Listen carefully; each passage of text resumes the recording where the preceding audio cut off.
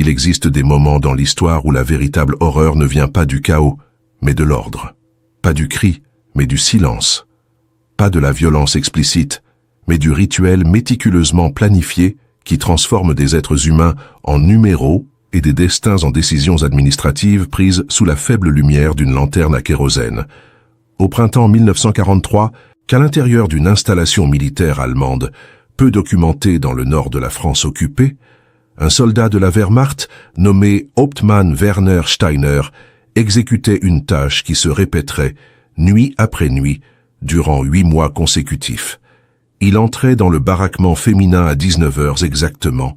portant une planchette en bois usée et une liste de noms soigneusement organisée, et commençait à appeler les prisonnières françaises une par une,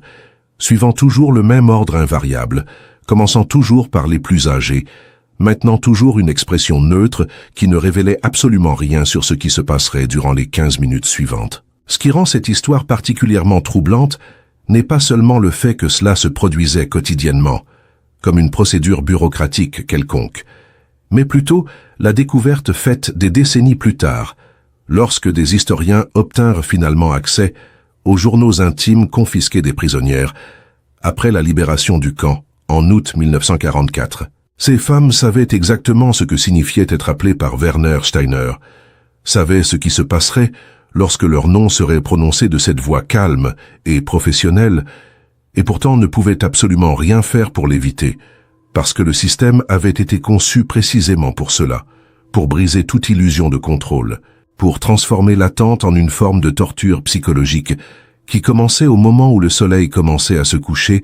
et qu'elle réalisait que la nuit approchait à nouveau, apportant avec elle le rituel qu'aucune d'entre elles ne parvenait à oublier même lorsqu'elle réussissait finalement à dormir quelques heures avant l'aube. Werner Steiner avait 32 ans cette première nuit de mars 1943. Il était marié, père de 2 enfants qui vivaient avec son épouse à Dresde, un ancien professeur de comptabilité qui avait été enrôlé dans le service militaire en 1940 et affecté, pour des raisons que les registres administratifs n'expliquèrent jamais clairement, à travailler dans des opérations de gestion de camps de détention civile en France occupée.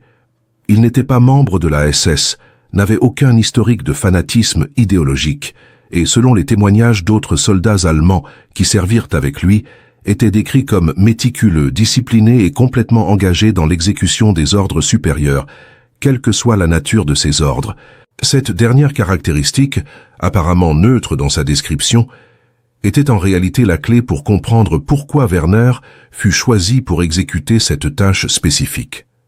Il ne questionnait pas, n'hésitait pas, ne démontrait aucune émotion visible, et traitait chaque nom sur la liste avec la même efficacité froide qu'il appliquait probablement au livre comptable qu'il organisait avant la guerre. L'installation où cela se produisait n'était pas l'un des grands camps de concentration qui dominent la mémoire collective de la Seconde Guerre mondiale. C'était une structure plus petite, techniquement classifiée comme camp de détention administrative temporaire, dans les documents officiels allemands, situé à environ 40 km au nord de Paris, dans une région rurale qui avant la guerre abritait une petite usine de traitement de laine qui avait été réquisitionnée par la Wehrmacht en 1941 et convertie en centre de tri et d'interrogatoire pour les civils français soupçonnés d'activités contre l'occupation. L'endroit avait une capacité d'environ 200 personnes, réparties entre baraquements masculins et féminins, mais durant le printemps et l'été 1943, n'abrita jamais plus de 80 prisonniers simultanément, car la rotation était constante et délibérée. Les personnes étaient transférées, libérées ou envoyées vers d'autres destinations avec une fréquence qui empêchait la formation de liens profonds ou la planification de résistance collective organisée. Dans les journaux découverts après la guerre, l'une des prisonnières, Marguerite Lefebvre, une professeure de littérature de 43 ans capturée pour avoir distribué des tracts clandestins à Lyon, décrivit la première fois qu'elle vit Werner Steiner entrer dans le baraquement féminin. Il ne ressemblait pas à un monstre. C'est la partie la plus difficile à expliquer à ceux qui n'étaient pas là. Il avait le visage de n'importe quel homme ordinaire que vous pourriez rencontrer dans une boulangerie ou dans une gare, peut-être un peu fatigué, avec des rides autour des yeux qui suggéraient des nuits mal dormies, mais rien dans son apparence ne criait cruauté ou sadisme. Et c'est peut-être exactement cela qui rendait tout si terrifiant. Savoir que cet homme d'apparence parfaitement ordinaire était sur le point d'exécuter une procédure qui détruirait quelque chose de fondamental à l'intérieur de l'une de nous, et qu'il le ferait avec la même expression neutre de quelqu'un remplissant des formulaires dans un bureau. Durant ces premières semaines à l'intérieur de ce camp, tandis que la réalité de ce qui se passait n'était pas encore complètement cristallisée dans l'esprit des prisonnières, beaucoup d'entre elles s'accrochaient à l'espoir que cela serait temporaire, qu'elles seraient bientôt transférées, libérées, ou au moins déplacées vers une installation où les règles seraient plus claires et prévisibles. Mais alors arriva cette première nuit de mars, lorsque Werner Steiner entra dans le baraquement pour la première fois portant sa planchette et sa lanterne, et tout changea de manière qu'aucune d'entre elles n'aurait pu anticiper, parce que ce qui était sur le point de commencer n'était pas une situation d'urgence ou un acte de violence explosive, mais plutôt le début d'un système soigneusement calibré de contrôle psychologique qui fonctionnerait à travers la répétition, la prévisibilité paradoxale et la transformation de l'horreur en routine administrative exécutée avec une précision bureaucratique implacable. En ce moment, tandis que vous écoutez cette histoire se dérouler, vous êtes peut-être chez vous, dans un café, quelque part dans le monde où la liberté est quelque chose que vous pouvez simplement présumer comme acquise. Si ce récit touche quelque chose en vous, s'il génère des questions sur le fonctionnement des systèmes de contrôle et pourquoi des personnes ordinaires exécutent des ordres extraordinairement cruels, laissez un commentaire en partageant d'où vous regardez et ce que vous pensez maintenant, parce que des histoires comme celle-ci ne survivent que lorsque nous décidons collectivement qu'elles importent suffisamment pour être rappelées, discutées et transmises à ceux qui viennent après nous. Werner s'arrêta au centre du baraquement cette première nuit, positionna la lanterne sur une table grossière en bois taché et commença à lire les noms à voix haute avec cette prononciation excessivement soignée qui caractériserait toutes les nuits suivantes. Mais ce n'étaient pas des noms dans l'ordre alphabétique, ni dans l'ordre d'arrivée au camp, ni basés sur la gravité des accusations qui avaient conduit chaque femme à cet endroit. Werner suivait une logique différente, une logique que les prisonnières mettraient quelques jours à déchiffrer complètement, mais qui deviendrait douloureusement claire lorsqu'elles comprendraient finalement le schéma. Il commençait toujours par les plus âgés et avançait progressivement vers les plus jeunes, comme si l'âge était le seul critère pertinent dans ce système de sélection qui se répéterait nuit après nuit avec la régularité d'une horloge administrative. Le premier nom que Werner Steiner prononça cette nuit de mars fut Marie-Thérèse Blanchard, une veuve de 57 ans, qui avait été capturée en cachant 2 pilotes britanniques dans sa ferme près d'Amiens. Marie-Thérèse était assise sur l'une des couchettes inférieures, cousant une déchirure dans sa blouse avec un fil improvisé fait de fibres tirées d'une vieille couverture, lorsqu'elle entendit son nom résonner à travers le silence soudain qui était descendu sur le baraquement au moment où Werner entra. Elle cessa de coudre. Ses mains, décrites dans les journaux d'autres prisonnières comme toujours fermes, toujours occupées par une tâche pratique, commencèrent à trembler d'une manière qu'elle ne parvenait pas à contrôler. Durant environ 5 secondes, qui semblèrent probablement beaucoup plus longues pour elle, Marie-Thérèse resta complètement immobile, comme si ne pas bouger pouvait d'une certaine façon la rendre invisible ou faire disparaître le nom de l'air. Mais Werner attendit simplement, avec cette patience bureaucratique infinie, sans répéter le nom, sans élever la voix, restant simplement là en silence, jusqu'à ce que la femme appelée accomplisse l'ordre implicite et se lève. Marie-Thérèse finit par se lever. Elle plia soigneusement la blouse qu'elle cousait, la posa sur la couchette, lissa son uniforme gris avec les paumes de ses mains dans un geste automatique de dignité, et commença à marcher vers Werner Steiner avec des pas mesurés qui semblaient exiger un effort conscient immense pour rester régulier. Les 26 autres femmes dans le baraquement observaient en silence absolu, et plusieurs d'entre elles rapporteraient plus tard dans leurs journaux que ce moment d'observer Marie-Thérèse marcher vers le soldat allemand qui attendait patiemment avec sa planchette fut celui où elles comprirent finalement, avec une clarté viscérale et terrifiante, que quelque chose de fondamentalement différent se passait dans ce camp, quelque chose qui allait au-delà de la détention ordinaire ou même de l'interrogatoire dur que beaucoup d'entre elles avaient déjà expérimenté. Lorsque Marie-Thérèse arriva à environ 1 mètre de distance de Werner, Il fit un simple geste de la main droite, indiquant la porte du baraquement. Elle obéit sans dire un mot et Werner la suivit, portant sa lanterne, laissant le baraquement plongé dans l'obscurité presque complète, sauf pour la faible lumière qui entrait par les fenêtres hautes et étroites, qui permettaient à peine de voir le ciel nocturne dehors. La porte se ferma avec un son métallique que plusieurs prisonnières décrivirent comme « final », comme le son d'un cercueil scellé, et puis il y eut le silence. Pas de cris, pas de son de lutte ou de violence physique. Juste un silence pesant qui s'étendit durant environ 15 minutes avant que la porte ne se rouvre et que Marie-Thérèse ne revienne seule, sans Werner, avec une expression sur le visage que les autres femmes auraient du mal à décrire adéquatement même des décennies plus tard.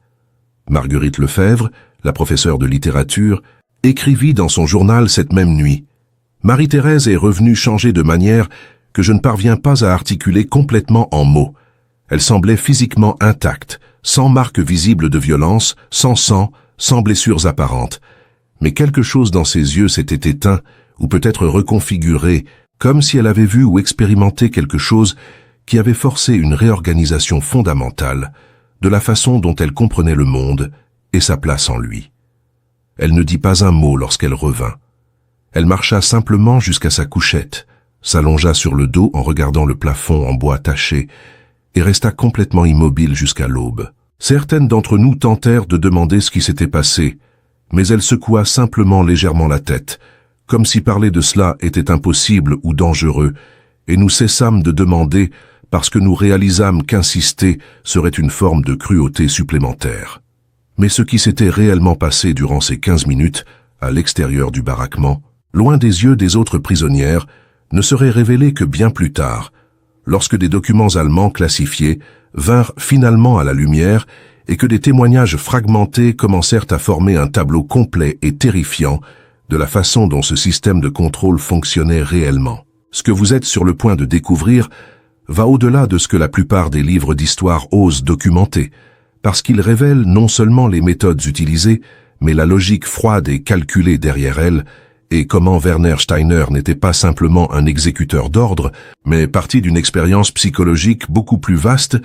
qui était menée dans de multiples installations en France occupée. Continuez à regarder, parce que la vérité sur cette première nuit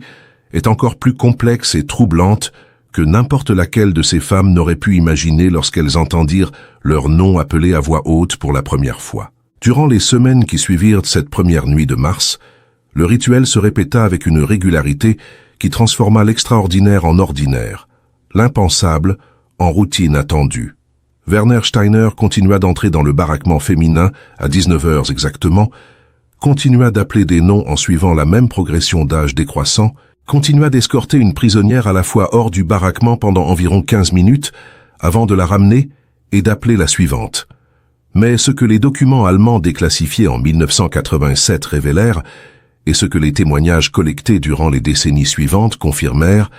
était que cela n'était pas du sadisme individuel ou de l'improvisation cruelle d'un soldat spécifique. C'était un programme systématique, développé par des psychologues militaires allemands, travaillant en collaboration avec des officiers de la Wehrmacht pour tester des méthodes de rupture de résistance civile à travers ce qu'ils appelaient, dans leur rapport technique, contrôle par anticipation structuré. La logique était troublante dans sa simplicité. En créant un rituel prévisible qui se produisait à la même heure chaque soir, suivant le même schéma de sélection, les officiers allemands construisaient délibérément un système où les prisonnières sauraient exactement quand le moment critique de la journée approchait. Sauraient approximativement combien de temps il faudrait jusqu'à ce que leur propre nom soit éventuellement appelé selon leur position dans la hiérarchie d'âge, et vivraient dans un état constant d'anticipation anxieuse qui commençait des heures avant l'heure établie et persistait bien après que le rituel nocturne était terminé. L'objectif n'était pas simplement de causer une souffrance immédiate, mais de créer une architecture psychologique où la souffrance deviendrait autogénératrice, où les prisonnières elles-mêmes passeraient la majeure partie de leur temps mental et émotionnel à traiter ce qui s'était passé, ce qui se passait et ce qui arriverait inévitablement dans un futur proche. Werner Steiner était particulièrement adapté à ce rôle, précisément parce qu'il ne démontrait ni plaisir, ni répulsion visible dans l'accomplissement de ses fonctions. Il traitait chaque nom sur la liste, chaque escorte hors du baraquement, chaque retour d'une prisonnière, avec la même neutralité bureaucratique qu'il appliquait probablement à tous les aspects de sa vie militaire. Dans les rapports qu'il soumettait hebdomadairement à ses supérieurs, documents maintenant archivés au Bundesarchiv à Koblenz, Werner décrivait la procédure dans un langage technique complètement dépourvu de reconnaissance de l'humanité des personnes impliquées. Traitement nocturne des détenus conformément au protocole établi. Séquence maintenue selon les paramètres d'âge. Aucune résistance physique significative observée. La conformité à la procédure a augmenté après la première semaine de mise en œuvre. Le système démontre une efficacité croissante dans la modification des schémas comportementaux comme prévu dans la documentation initiale du programme. Ce qui se passait exactement durant ces 15 minutes à l'extérieur du baraquement était quelque chose dont les prisonnières parlaient rarement entre elles, même des décennies après la libération, et lorsqu'elles en parlaient finalement, elles le faisaient généralement en termes vagues et fragmentés, qui évitaient des détails spécifiques. Mais les journaux confisqués et les témoignages collectés postérieurement par les historiens révèlent que Werner conduisait chaque femme dans une salle d'interrogatoire située dans un bâtiment administratif adjacent, une petite salle avec des murs de pierre froide, une table, 2 chaises et rien d'autre sauf la lanterne qu'il portait toujours. Là, il posait des questions, beaucoup de questions, des questions sur les activités de résistance, sur les contacts, sur les informations que la prisonnière pourrait avoir concernant d'autres membres de réseaux clandestins. Mais le véritable objectif des questions n'était pas nécessairement d'obtenir des informations, bien que toute information fournie soit certainement documentée et utilisée. Le véritable objectif était d'établir et de renforcer le schéma de contrôle, de faire comprendre viscéralement à chaque femme que sa vie, son intégrité, sa dignité, étaient complètement à la merci de ce système qui fonctionnait avec une précision bureaucratique implacable. Marie-Thérèse Blanchard, la première femme appelée cette première nuit, partagerait finalement des fragments de son expérience avec Marguerite Lefebvre lors d'une rencontre fortuite à Paris en 1956, plus d'une décennie après la fin de la guerre.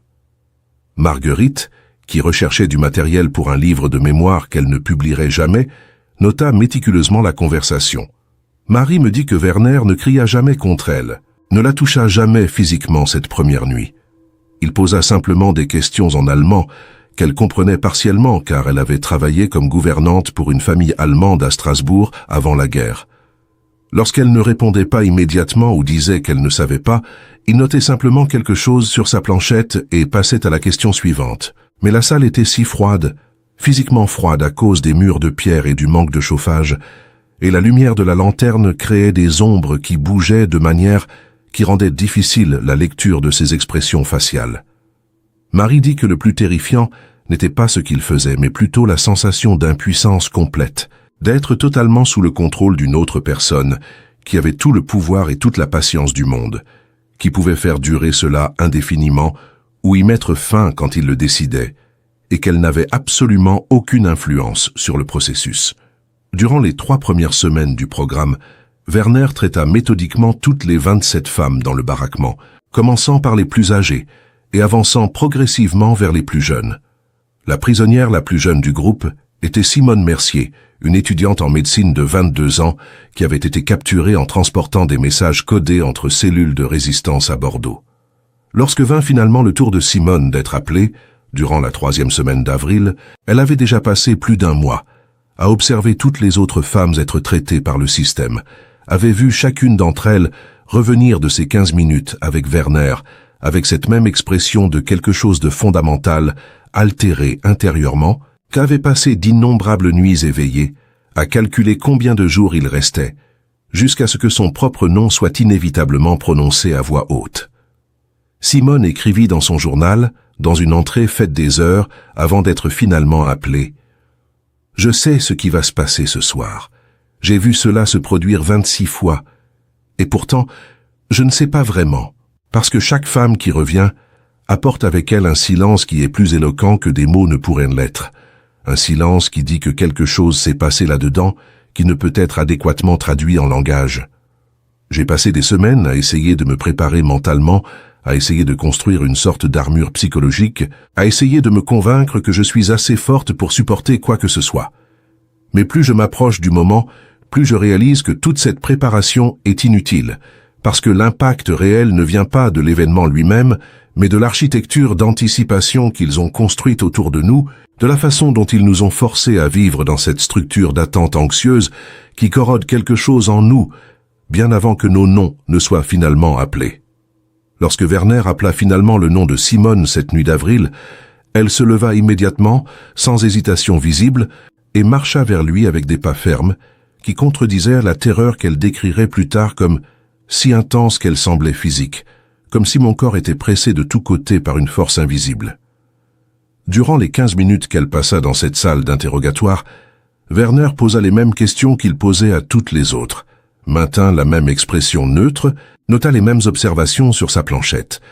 Et lorsque Simone retourna au baraquement, elle portait aussi ce même silence chargé que toutes les autres avaient apporté avec elle, cette même sensation de quelque chose irrévocablement altéré qui ne pouvait être décrit adéquatement en mots, mais qui était immédiatement reconnaissable par toute autre personne ayant traversé ce processus. Mais alors, durant la 5e semaine du programme, quelque chose d'inattendu se produisit qui révélerait une couche supplémentaire de la vraie nature de ce système.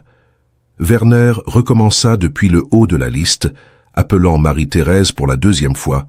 et continua à travers tous les noms dans la même séquence d'âge décroissant, établissant définitivement que cela n'était pas un événement unique qui se terminerait après que chaque femme ait été traitée une fois,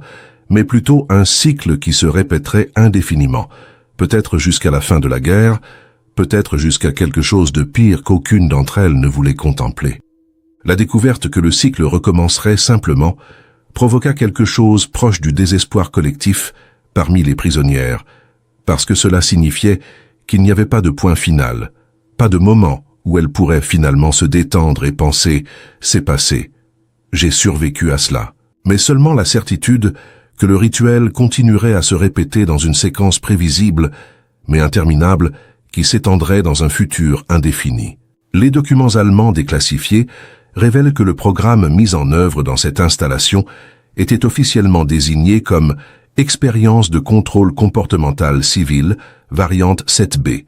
et était simultanément testé dans au moins 4 autres installations plus petites en France, occupées durant la même période. Les rapports techniques soumis par les officiers superviseurs décrivaient l'objectif du programme dans un langage clinique et distant. Établir des méthodologies efficientes de gestion de populations civiles,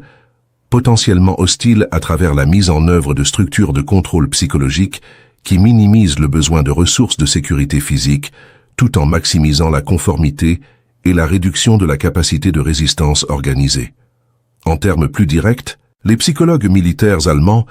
testaient s'il était possible de briser la résistance de groupes de civils à travers des méthodes purement psychologiques qui ne laisseraient pas de marques physiques évidentes, qui pourraient être niées ou minimisées si elles étaient éventuellement enquêtées, et qui seraient suffisamment efficientes en termes de ressources humaines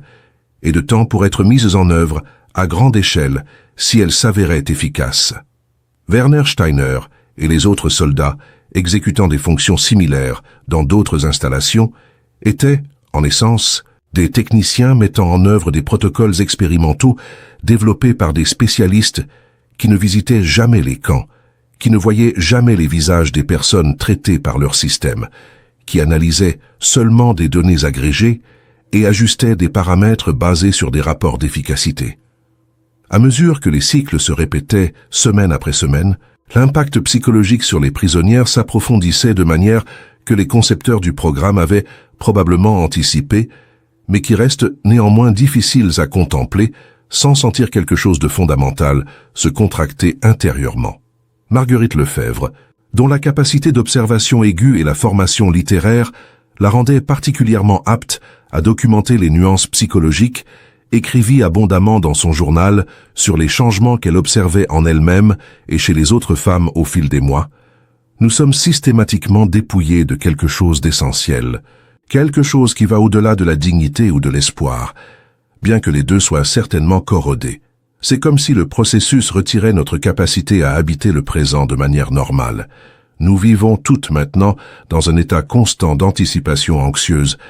divisé entre ce qui s'est déjà passé et ce qui se produira inévitablement à nouveau. Le présent est devenu simplement un espace transitoire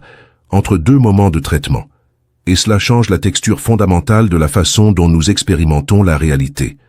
Durant le 4e mois du programme, une nouvelle prisonnière fut transférée au camp, une jeune femme nommée Élise Dubois, 24 ans, capturée en aidant des Juifs à obtenir de faux documents à Toulouse. Élise arriva sans rien savoir du rituel nocturne qui dominait la vie dans le baraquement féminin, et les autres femmes hésitèrent à expliquer complètement ce qui se passerait, partiellement parce qu'il était difficile d'articuler en mots, et partiellement parce qu'il y avait un sentiment non déclaré qu'expliquer à l'avance rendrait d'une certaine façon les choses pires, tant pour celles qui expliquaient que pour celles qui écoutaient. Alors Élise passa ses premiers jours confuses, par la tension palpable qui commençait à croître chaque après-midi lorsque le soleil commençait à descendre, par la manière dont toutes les conversations devenaient forcées et fragmentées après 18 heures, par le silence absolu qui descendait sur le baraquement au moment où les pas de Werner pouvaient être entendus s'approchant de la porte. La première nuit où Élise vit Werner exécuter le rituel, appelant l'une des prisonnières plus âgées et l'escortant hors du baraquement pendant 15 minutes avant de la ramener et de partir sans dire un mot, elle fut complètement déconcertée par le manque d'explication ou de contexte. Elle tenta de demander aux autres femmes ce qui s'était passé, pourquoi cela se passait, mais ne reçut que des réponses vagues et des regards qui suggéraient qu'elle comprendrait bientôt par expérience propre. Et ainsi, Élise fut graduellement absorbée par la même structure d'anticipation anxieuse qui dominait toutes les autres, comptant mentalement combien de femmes plus âgées il y avait dans le baraquement, calculant approximativement combien de temps il faudrait, jusqu'à ce que son propre nom soit appelé, vivant avec cette certitude croissante que le rituel l'atteindrait éventuellement en suivant cette progression implacable d'âge décroissant. Werner Steiner, durant toute cette période, resta constamment le même dans sa présentation externe, ponctuel, méthodique, expressivement neutre, exécutant chaque étape de la procédure avec la précision de quelqu'un suivant un manuel technique. Mais un détail révélé dans des témoignages postérieurs suggère que même Werner n'était pas complètement immunisé contre le poids de ce qu'il faisait. Plusieurs soldats allemands qui servirent dans la même installation durant cette période rapportèrent que Werner buvait seul dans son logement, presque chaque soir, après avoir complété ses fonctions, qu'il participait rarement aux conversations sociales avec d'autres soldats et qu'à au moins une occasion il fut entendu murmurant pour lui-même en allemand quelque chose qui fut traduit approximativement comme « ce sont juste des ordres, juste des ordres, juste des ordres », comme s'il essayait de se convaincre de quelque chose qui devenait progressivement plus difficile à croire. À mesure que l'été 1943 avançait, l'impact cumulatif du programme commença à manifester des symptômes physiques mesurables parmi les prisonnières. Perte de poids non attribuable à la pénurie de nourriture, problèmes de sommeil chronique, tremblements nerveux, épisodes de dissociation où les femmes semblaient être présentes physiquement mais absentes mentalement. Les rapports médicaux rudimentaires tenus par le camp documentèrent ces changements cliniquement, mais sans aucune indication que les officiers responsables considéraient cela comme problématique ou comme raison d'ajuster le programme. Au contraire, certains des rapports soumis aux superviseurs de l'expérience décrivaient ces manifestations comme indicateurs d'efficacité du protocole, preuve que le système produisait les effets psychologiques prévus de rupture de capacité de résistance organisée. En août 1943, 5 mois après le début du programme, l'une des prisonnières, une femme nommée Catherine Rousseau, 48 ans, tenta de se suicider en utilisant un couteau improvisé fait de métal plié qu'elle avait caché pendant des semaines. Elle survécut seulement parce qu'une autre prisonnière la découvrit à temps et alerta les gardiens. Catherine fut soignée, maintenue en isolement pendant 2 semaines pour récupération physique, puis retournée au baraquement féminin où le rituel continua exactement comme avant, avec Werner appelant son nom dans la séquence appropriée comme si rien d'extraordinaire ne s'était passé. Marguerite écrivit sur cet incident dans son journal avec une clarté dévastatrice. Catherine tenta d'échapper au système de la seule manière qui semblait possible, mais même cela fut absorbé par la machine et transformé en juste un événement de plus à traiter à travers les protocoles établis. Ils la sauvèrent non par compassion, mais parce que sa mort aurait représenté un échec dans l'expérience, une perte de données, une interruption de la séquence. Et en la sauvant et en la retournant au cycle, Ils rendirent absolument clair qu'il n'y a pas de sortie, pas de manière de contourner le système, seulement la réalité interminable d'être traité à travers lui de façon répétée, jusqu'à ce que quelque chose d'externe au camp termine finalement cela, ou que nous cessions simplement d'exister de manière qui importe. En août 1944,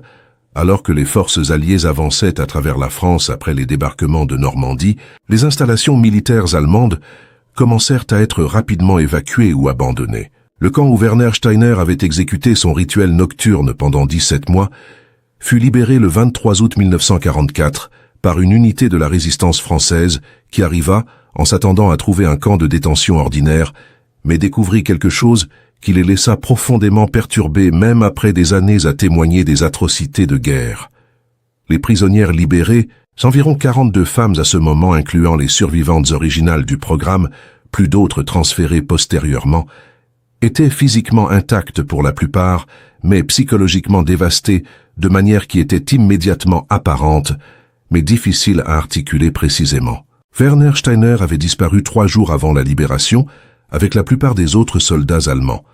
laissant derrière lui seulement des documents administratifs partiellement brûlés et les journaux confisqués des prisonnières qu'il n'avait apparemment pas considérés assez importants pour détruire.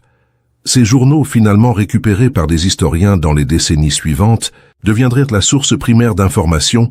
sur ce qui s'était réellement passé dans cet endroit durant ces 17 mois. Parce que les femmes elles-mêmes, lorsqu'elles furent finalement libérées, démontrèrent une profonde réticence à parler publiquement de leurs expériences de manière détaillée ou spécifique. Marguerite Lefebvre, qui survécut à la guerre et retourna dans sa ville natale de Lyon, vécut encore 52 ans après la libération, mais ne publia jamais le livre de mémoire qu'elle avait commencé à écrire. Elle se maria, eut 3 enfants, travailla comme bibliothécaire, et aux yeux de ses connaissances occasionnelles, vécut une vie parfaitement normale et non remarquable. Mais sa famille rapporta qu'elle avait des cauchemars récurrents jusqu'à un âge avancé, qu'elle évitait les situations où elle devrait être dans de petites pièces avec une seule porte, et que certaines nuits de printemps particulièrement similaires aux nuits de mars 1943, elle devenait agitée et anxieuse de manière qu'elle ne pouvait expliquer même à elle-même. Marie-Thérèse Blanchard, la première femme appelée cette première nuit, ne se rétablit jamais complètement en termes psychologiques. Elle passa 2 ans dans un sanatorium après la guerre en traitement pour ce que les médecins de l'époque appelaient épuisement nerveux sévère. Et lorsqu'elle sortit finalement, elle choisit de vivre isolée dans une petite maison à la campagne où elle avait un contact minimal avec d'autres personnes. Elle mourut en 1963, à 77 ans, laissant une lettre scellée qui ne fut ouverte par sa nièce qu'en 1989, dans laquelle Marie-Thérèse décrivit finalement en détail dévastateur l'impact de ses 15 premières minutes avec Werner Steiner. Il ne m'a pas blessé physiquement, n'a jamais posé les mains sur moi, mais il m'a fait comprendre avec une clarté absolue que ma vie ne m'appartenait plus, que chaque moment de mon existence était quelque chose qui pouvait être manipulé, contrôlé, mesuré et documenté par quelqu'un qui avait tout le pouvoir et aucun besoin de justifier ses actions. Et une fois que vous comprenez cela viscéralement, une fois que cette compréhension s'installe dans vos os, quelque chose se brise qui ne peut jamais être complètement réparé. Werner Steiner fut finalement identifié et localisé en 1953, vivant sous son propre nom à Hambourg, travaillant comme comptable pour une entreprise d'importation. Il fut brièvement interrogé par des enquêteurs alliés, mais ne fut jamais formellement jugé, partiellement parce que les crimes qu'il avait commis ne s'inscrivaient pas parfaitement dans les catégories légales établies dans les tribunaux de l'après-guerre, partiellement parce que les victimes elles-mêmes démontrèrent une réticence extrême à témoigner publiquement de leurs expériences. Werner mourut en 1971, de cause naturelle, à 60 ans, sans jamais avoir parlé publiquement de son rôle dans cette expérience psychologique. Ses papiers personnels, examinés par des chercheurs après sa mort, incluaient seulement des documents ordinaires de sa vie d'après-guerre, sans référence à son service militaire au-delà de registres basiques de date et de localisation. Le silence qui entoura ce chapitre spécifique de l'histoire pendant tant de décennies est en lui-même révélateur de quelque chose d'important sur la nature du traumatisme psychologique et sur les limites de ce que les sociétés sont disposées à confronter lorsqu'elles examinent leurs propres histoires. Parce que tandis que les camps de concentration plus grands et plus notoires furent abondamment documentés, enquêtés et incorporés à la mémoire collective, ces expériences plus petites en méthode de contrôle psychologique restèrent largement cachées, partiellement parce que les victimes survivantes trouvaient presque impossible d'expliquer la nature de leur souffrance à des personnes qui n'avaient pas expérimenté quelque chose de similaire, et partiellement parce qu'il était plus facile pour tous les impliqués de simplement ne pas en parler et d'essayer d'avancer. Mais l'héritage de ces 17 mois ne disparut pas simplement parce qu'il fut réduit au silence. Il vécut dans les vies des femmes qui passèrent par ce système, dans les manières dont elles ne purent jamais complètement se détendre ou ressentir une sécurité véritable, dans les manières dont certaines situations ou sons ou odeurs pouvaient instantanément les transporter en arrière, dans ce baraquement, en attendant d'entendre des pas s'approchant de la porte à 19 heures exactement. Il vécut aussi, bien que de manière différente, en Werner Steiner qui porta avec lui le poids d'avoir exécuté ses ordres quotidiennement pendant plus d'1 an, qui apparemment ne parvint jamais à articuler à quiconque ce que cela avait exactement signifié, ou comment il avait réconcilié cela avec un quelconque sens de lui-même comme personne morale. Et peut-être plus important,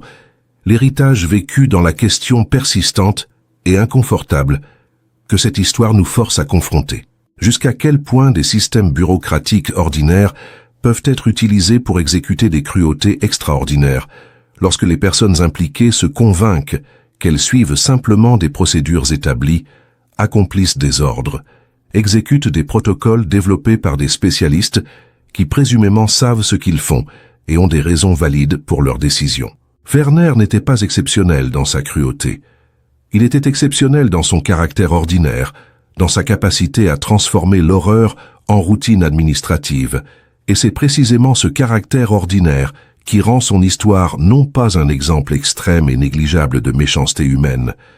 mais plutôt un exemple troublant et pertinent de comment des personnes parfaitement ordinaires peuvent être intégrées dans des systèmes de contrôle et d'oppression sans jamais avoir à confronter la vraie nature de ce qu'elles font. Aujourd'hui, plus de 80 ans après cette première nuit de mars 1943, l'histoire de ce qui s'est passé dans ce camp reste connue seulement par des spécialistes dans des niches spécifiques d'histoire de la Seconde Guerre mondiale. Il n'y a pas de monument, pas de musée dédié, pas de reconnaissance publique significative des femmes qui survécurent à cette expérience, ou de celles qui ne survécurent pas avec leurs esprits intacts. Les installations physiques furent démolies il y a des décennies, et le terrain abrite maintenant un complexe d'appartements résidentiels où les gens vivent des vies ordinaires complètement inconscients de ce qui s'est passé là 80 ans auparavant. Mais les questions soulevées par cette histoire n'ont pas disparu avec le temps. Elles demeurent aussi pertinentes maintenant qu'elles l'étaient alors. Comment fonctionnent les systèmes de contrôle, non pas à travers la violence brute, mais à travers la manipulation psychologique soigneusement calibrée? Comment des personnes ordinaires deviennent-elles exécuteurs de cruautés extraordinaires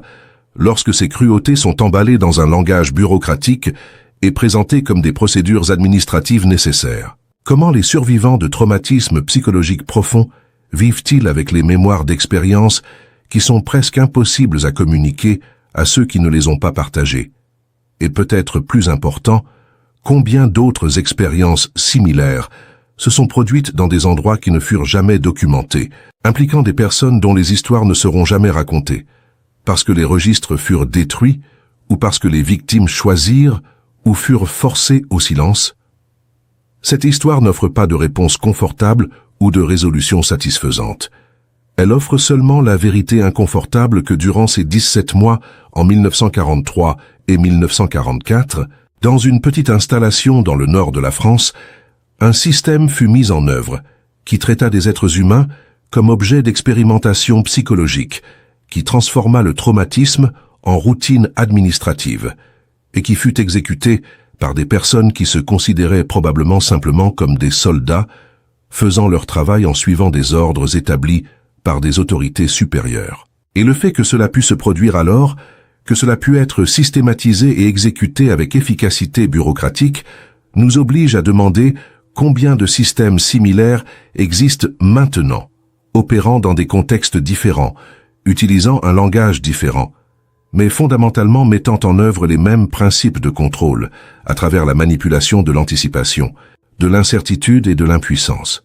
Vous qui avez écouté cette histoire jusqu'à la fin, vous qui portez maintenant cette connaissance de ce que Werner Steiner faisait chaque soir, à 19 h exactement durant 17 mois, que faites-vous avec cette information? Comment change-t-elle, si elle change, votre compréhension de comment fonctionnent les systèmes de contrôle? Et lorsque vous observez des structures d'autorité dans votre propre monde, dans votre propre temps, pouvez-vous reconnaître les échos de ces mêmes principes étant appliqués de manière plus subtile, plus socialement acceptable, mais potentiellement non moins efficace, pour briser la capacité des personnes à résister, à s'organiser, à maintenir leur autonomie psychologique fondamentale? Ce ne sont pas des questions rhétoriques, ce sont des questions véritables que cette histoire nous force à confronter si nous décidons de prendre au sérieux non seulement les faits historiques spécifiques, mais aussi leurs implications plus larges sur la nature du contrôle, de la conformité et de la résistance, dans des contextes où le pouvoir est exercé, non pas à travers la violence explicite, mais à travers la manipulation de structures psychologiques qui nous rendent complices involontaires de notre propre oppression. Si cette histoire vous a impacté, si elle a généré des réflexions qui méritent d'être partagées, laissez un commentaire ci-dessous en racontant ce que vous pensez maintenant. Des histoires comme celle-ci ne survivent que lorsque nous décidons collectivement qu'elles importent suffisamment pour être rappelées, discutées et transmises. Soutenez cette chaîne en vous abonnant et en activant les notifications pour plus de documentaires qui explorent des chapitres oubliés de l'histoire, révélant des vérités inconfortables sur la nature humaine et les systèmes que nous créons. Partagez cette vidéo avec quelqu'un qui a besoin d'entendre cette histoire. Et laissez un like si vous croyez que ces récits doivent continuer à être racontés, même lorsque, peut-être surtout lorsque, ils nous forcent à confronter des questions pour lesquelles nous n'avons pas de réponse facile.